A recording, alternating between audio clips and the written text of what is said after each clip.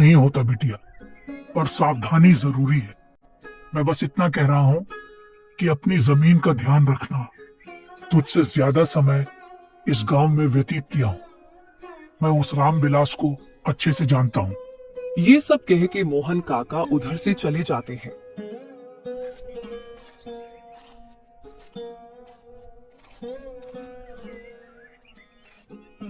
लेकिन गुड़िया के मन में कई सवाल, संदेह छोड़ जाते हैं। गुड़िया ने मन ही मन फैसला किया कि सीमा से बात करेगी और वह सब कुछ स्पष्ट करेगी।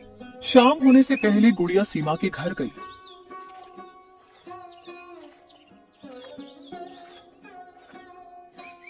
और सीमा हंसती हुई दरवाजे पे खड़ी हुई मिलती है।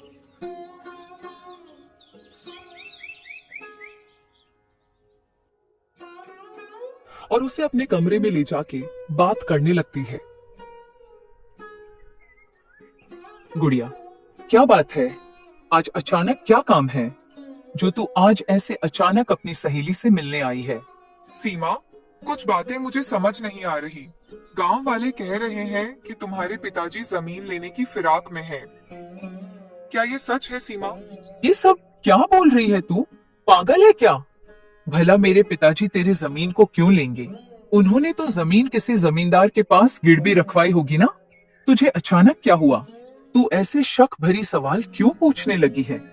मैं ज्यादा कुछ नहीं जानती। बस मुझे ऐसा लग रहा है कि तुम्हारे पिता हमारे जमीन को हड़पना चाहते हैं। गुड़िया, मैं तेरे लिए कुछ भी कर सकती हूँ, पर मेरे पिताजी के ऊपर तू ऐसे इल्जाम मत लगा। अरे हम लोग तेरी मदद कर रहे थे ना, और तू हम ही पर शक कर रही है। माना कि मेरे पिताजी की सोच अलग है। वे चाहते हैं कि गांव में उनकी पकड़ मजबूत हो, लेकिन पिताजी किसी के साथ कुछ गलत नहीं करते। और वैसे भी हमें तेरी जमीन की जरूरत नहीं है। भगवान का दिया हमारे पास सब कुछ है। देख सीमा, ये गलत इल्जाम लगाने की बात नहीं है।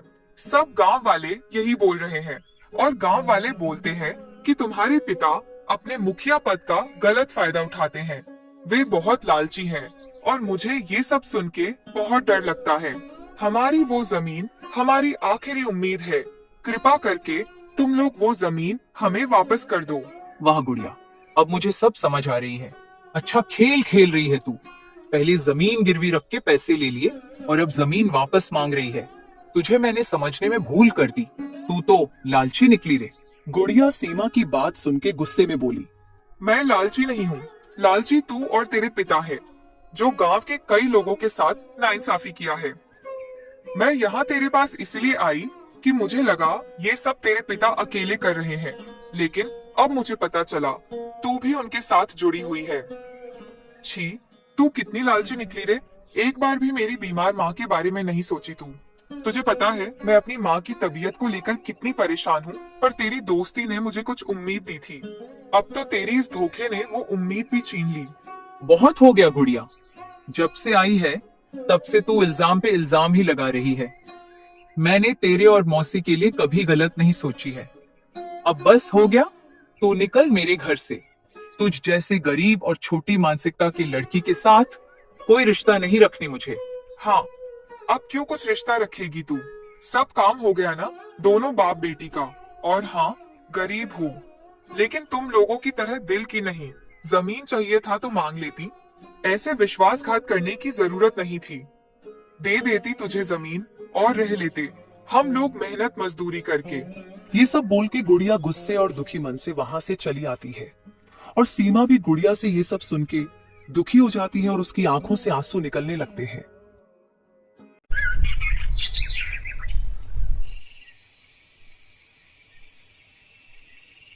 रात को गुड़िया चारपाई पे बैठी अपनी माँ से दुखी मन से ये सब जमीन के मामले में बात करने लगती है। माँ, लोग धन दौलत के लिए कितने लालची और मतलबी बन जाते हैं। मैंने जिसे बचपन से अपने परिवार का हिस्सा समझा, वही आज हमारे साथ हमारे जमीन के लिए विश्वासघात कर रहे हैं। बेटी, मैं तो सीमा को अपनी बेटी की तरह देखती थी, लेकिन सीमा ने अपने पिता के साथ देके मुझे गलत साबित कर दिया।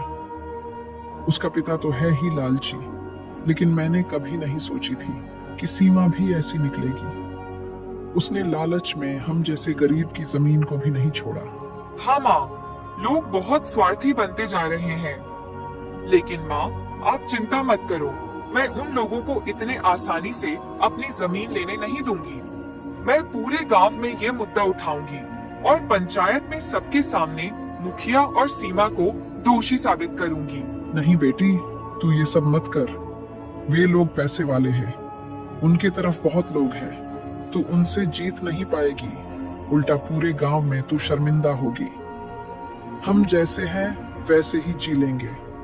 हम वो जमीन का मोहताज नहीं है। लेकिन माँ, वो पिताजी की निशानी है माँ।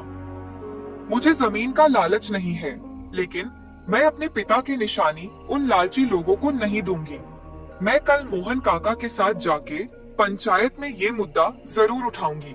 नहीं बेटी, मान जा, जिद छोड़ दे। तू लड़की है और गांव में तेरी बात कोई नहीं सुनेगा। नहीं माँ, आप चिंता मत करो। गांव के कई लोग मुखिया से परेशान हैं। वे लोग जरूर मेरी समस्या को समझेंगे और मेरी मदद करेंगे। ये सब बात करने के थोड़ी देर बाद गुड़िया अपने माँ को चारपाई में ही खाना लाके देती है और खुद रसोई में खाना खाकर अपने कमरे में सोने जाती है।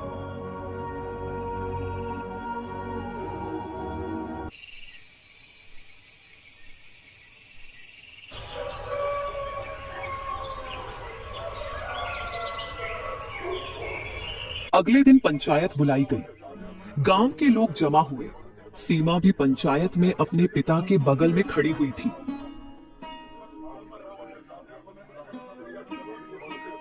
क्यों भाई मोहन, क्या हुआ? पंचायत बुलाने की मांग क्यों की? ऐसी क्या मुसीबत आन पड़ी है भाई? मुझ पे क्या मुसीबत आएगी? मुसीबत तो इस बेचारी और इसके माँ पर आई है, वो भी तुम्हारे कारण। अरे ओ मोहन, ये क्या बोल रहा है? पागल हो गया है क्या? हाँ, सच बोलने वाले पागल ही तो है, और हम भी तो पागल है जो आपको मुखिया चुना। आप हमें इंसाफ दिलाएंगे? ये तो दूर की बात है, आप तो खुद ही हमें लूटने चले हैं। अरे ओ गुड़िया, जबान संभाल के बात कर। भूल मत तू कहाँ खड़ी है और किससे बात कर रही है। तू बीच में मत बोल। ये जगह रिश्तेदारी निभाने की नहीं है। यहाँ सच और झूठ का फैसला होता है, और तू होती कौन है यहाँ बोलने वाली? अरे सब चुप हो जाओ, मैं हूँ ना यहाँ। मैं फैसला करूंगा कि क्या सच है क्या झूठ है। और हाँ गुड़िया, बता तू क्यों मुझ पे ये सब इल्जाम लगा रही है? आखिर हुआ क्या? रामविलास का ये सब झूठ मूठ का नाटक देख के गुड़िया गुस्से में बोली। सब जान के अनजान मत बनिए आप। आपने और आपकी बेटी ने मिलके हमारे साथ विश्वासघात किया है।